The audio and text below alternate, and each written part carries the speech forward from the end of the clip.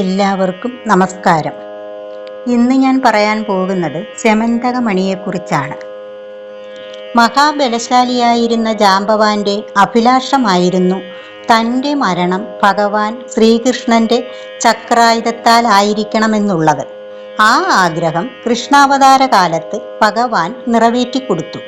അങ്ങനെ ജാമ്പവാൻ ആദിത്യഭക്തനായ സത്രാജിത്ത് എന്ന പേരോടുകൂടിയ രാജാവായി ജന്മമെടുത്തു. തികഞ്ഞ ആദിത്യഭക്തനായിരുന്ന സത്രാജിത്ത് സൂര്യഭഗവാനെ തപസ് ചെയ്ത് സെമന്തകം എന്ന പേരോടു കൂടിയ ഒരു മണി നേടിയെടുത്തു. എന്നാൽ സെമന്തകമണിയുടെ പേരിൽ പ്രശ്നങ്ങൾ ഓരോന്നായി ഉടലെടുത്തു. അത്യധികം വർണ്ണാഭമായതും പ്രകാശം പരത്തുന്നതുമായ ആ മണി സത്രാജിത്തിന്റെ അനുജനായ പ്രസേനൻ കഴുത്തിൽ ധരിച്ചുകൊണ്ട് അവൻ നായാട്ടിന് പോയി.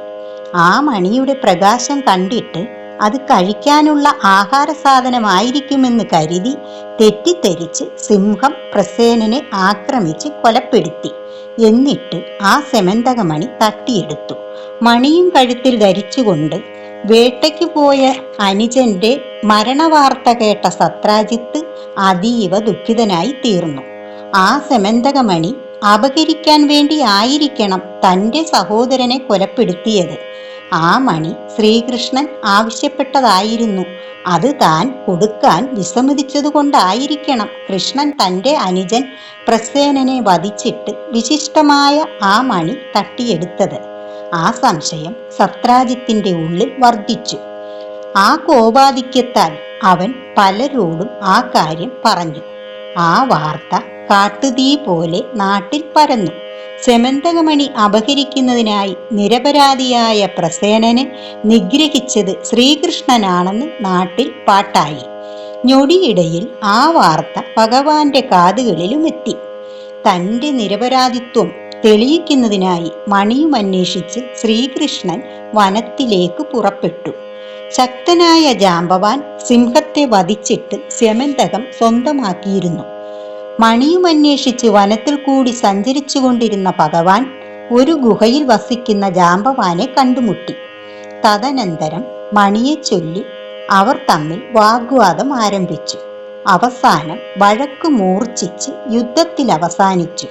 ഭഗവാൻ സുദർശന ചക്രത്താൽ ജാമ്പവാന്റെ ഗളം ഛേദിക്കാൻ ഒരുങ്ങി.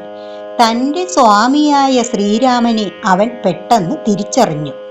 ലക്ഷ്മണ സമേതനായ ശ്രീരാമനെ ദർശിച്ച് ജാമ്പവാൻ ഭയഭക്തി പുരസ്പരം അവരെ അകമഴിഞ്ഞ് പലവട്ടം പ്രദക്ഷിണം വെച്ച് നമസ്കരിച്ചു.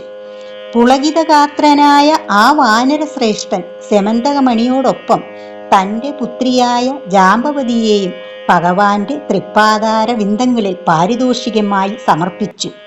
സെമന്തകമണിയുമായി ദ്വാരകാപുരിയിൽ മടങ്ങിയെത്തിയ ഭഗവാൻ ശ്രീകൃഷ്ണൻ രാജസഭയിൽ വെച്ച് ആ മണി തിരികെ കൊടുത്തു.